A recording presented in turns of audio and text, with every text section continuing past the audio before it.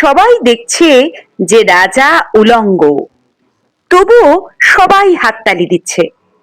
সবাই চেঁচিয়ে বলছে, সাবাস সাবাস। কারো মনে সংস্কার, কারো ভয়। কেউ বা নিজের বুদ্ধি অন্য মানুষের কাছে বন্ধক দিয়েছে, কেউ বা পরান্নভোজী, কেউ কৃপা প্রার্থী, উমেদার, প্রবঞ্চক।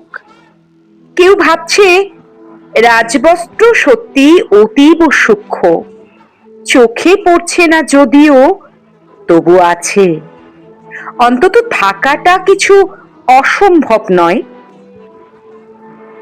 গল্পটা সবাই জানে, কিন্তু সেই গল্পের ভিতরে শুধুই প্রশস্তি বাক্য উচ্চারক, কিছু আপাত মস্তক ভীতু ফন্দিবাজ অথবা নির্বোধ স্তাবক ছিল না। একটি শিশুও ছিল, সত্যবাদী, সরল, সাহসী একটি শিশু।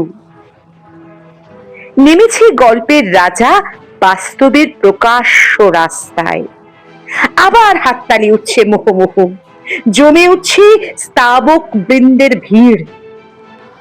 কিন্তু সেই শিশুটিকে আমি ভিড়ের ভিতরে আজ কোথাও দেখছি না। শিশুটি কোথায় গেল? কেউ কি কোথাও তাকে কোনো পাহাড়ের গোপন গুহায় লুকিয়ে রেখেছে? নাকি সে পাথর ঘাস মাটি নিয়ে খেলতে খেলতে ঘুমিয়ে পড়েছে কোনো দূর নির্জন নদীর ধারে, কিংবা কোনো প্রান্তরের গাছের ছায়ায়? যাও, তাকে যেমন করেই হোক খুঁজে আনো।